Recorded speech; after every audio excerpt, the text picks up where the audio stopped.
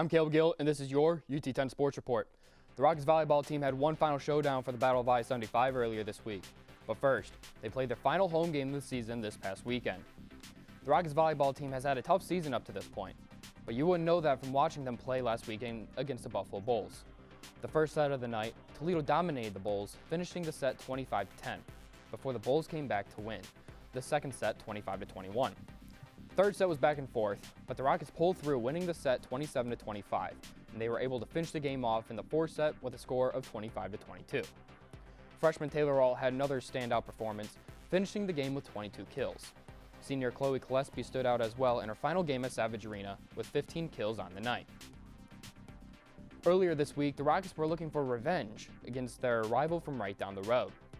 In a game that was back and forth, the Rockets took the early lead, winning the first set 25-19, before the Falcons won sets 2 and 3 by a combined 7 points. With an opportunity for the Falcons to win the game in the fourth set, the Rockets had other plans in mind, as they went on to win the set 25-18. This left the game in the hands of the fifth set.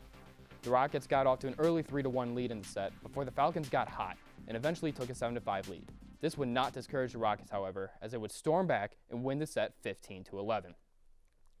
Taylor Alt's 28 kills would help lead the way to upsetting the undefeated Falcons, while also getting revenge on the rival from right down I-75.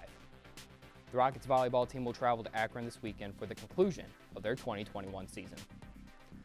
Next week, women's soccer will be playing at home versus Ball State, while the men's baseball team will be traveling to Ball State this upcoming weekend.